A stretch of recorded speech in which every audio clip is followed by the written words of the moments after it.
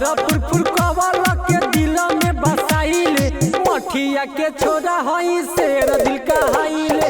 मेघवल झरहारावा के दिल में बसाइले, मठिया के छोरा हई शेर दिल कहाइले। जिला बेतिया में रंगबाजी कहाइले, मठिया के छोरा हई शेर दिल कहाइले।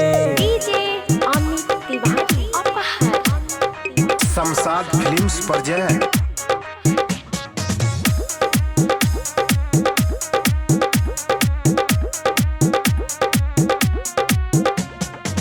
बखरिया बकावा में चलत नाम हो, कबो नहीं होई मधुबनी बदनाम हो।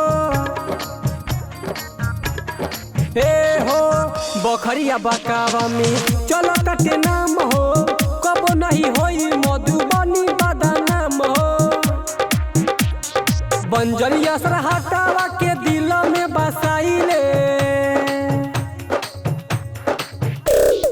बंजरिया सरहटावा के दिल में बसाइले। मठिया के छोरा हई शेर दिल कहाइले, जिला बेतिया में रंगबाजी कहाइले। मठिया के छोरा हई शेर दिल कहाइले।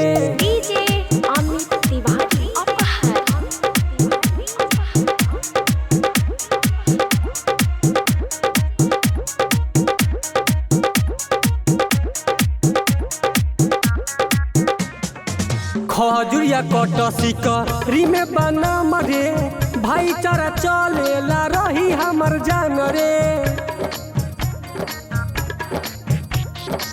रामनगर सोनखर में बाटे इनाम रे, भाईचारा चलेला रही हमर जान रे। मुन्ना मतलबी के हम दिल में बसाइले,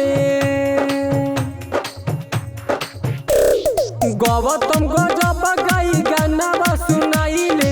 मठिया के छोरा हई शेर दिल कहाइले, जिला बेतिया में रंगबाजी चलाइले। मठिया के छोरा हई शेर दिल कहाइले। शमशाद रिकॉर्डिंग स्टूडियो मेघवल मठिया।